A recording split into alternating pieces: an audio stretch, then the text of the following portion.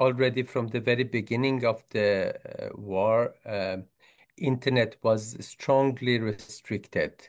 Actually, we had probably the worst kind of restriction in many years. I think it was only, we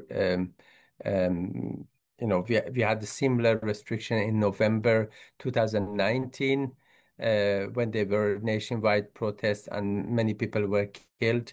Other than that, it has never been like this. So that has limited our access to information. But what we know is that citizens have been arrested basically because they were stopped in a checkpoint and they found pictures or videos of Israeli attacks on their phones. We have also received reports about political activists being arrested in their homes without any connection to the war.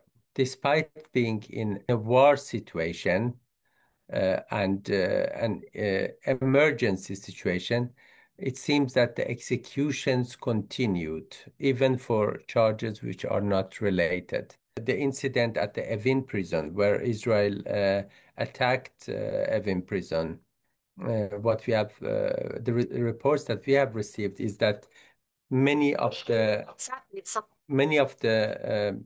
there were many people who were affected by this attack. Among them, there were people who were killed. Some of them were the staff of the Evin prison, the guards, and also some prisoners. We don't know anything about the names of the prisoners who were killed or the charges.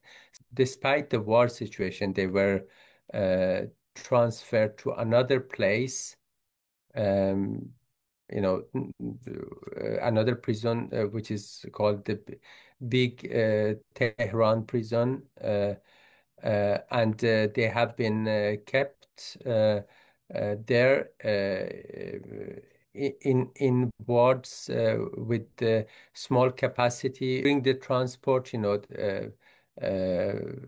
and also before the transport, the guards used violence. They pointed their guns towards the prisoners to make them, move, and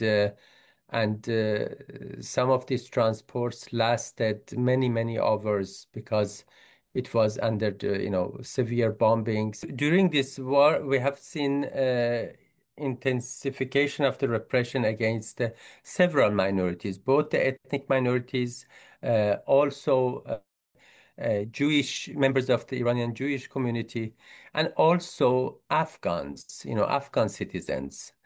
There have been wide arrests of Afghan citizens and that, they have been sent outside Iran. In the Iranian media, they have been paving the way for more repression of Kurds and also Baluchis because, they have been saying that many of these Israeli equipments have been smuggled into the country by coal bars. And we already know that, these coal bars, they have been shot at every year. Several hundred of them are being killed or injured.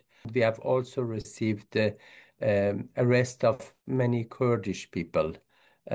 So again, what Iranian authorities are doing is intensify repression because they want to prevent new protests.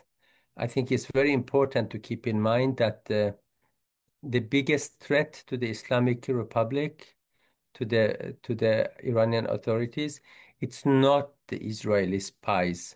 It's Iranian citizens who are who want a change, and we have seen that the opposition towards the authorities is much bigger and more organized in Kurdish areas, in Baluchistan, like among ethnic minorities. So the aim of this repression is to prevent new protests because, you know, people are dealing with the regime, have been dealing with the regime that is repressive, is incompetent to solve people's daily problems, and it is highly corrupt. But now, in addition, after this war, they have also demonstrated their incompetence in even protecting the country. They have been spending billions on missiles, on a nuclear program, and they demonstrated their incompetence also there. So the Islamic Republic is at its weakest point, and if new protests break out, it's not,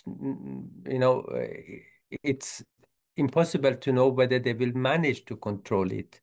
So that's why they are trying to prevent it by intensifying the repression. This is a law actually which is aimed to make make issuing the death penalty easier for the courts because normally they force people to confess that they have had direct communication with Israelis. They have, but now according to this war, the definition can be expanded so that even activities on social media or citizen journalism can be defined as what they call corruption on earth, and they can issue death penalty for that. When it comes to Baha'is, Baha'is have always been repressed, but we have received reports of increased arrests, and also the Iran and the Islamic Republic media has also, started new round of propaganda saying that this is not a religion; these are all spies. One of the means, instruments we have as human rights organizations to put pressure on the Islamic Republic is to create awareness about what is happening. Because unfortunately, the international community doesn't put human rights situation on its agenda. At least it doesn't have high priority. But once we manage to document and demonstrate how human rights violations are going on, then the international community has to react. The focus of the international community, especially countries with diplomatic relations with the Islamic Republic, must be human rights, must be situation of the prisoners, the death penalty, these arbitrary arrests. And it helps, eventually it's the people inside the country that need to change, to bring about the change.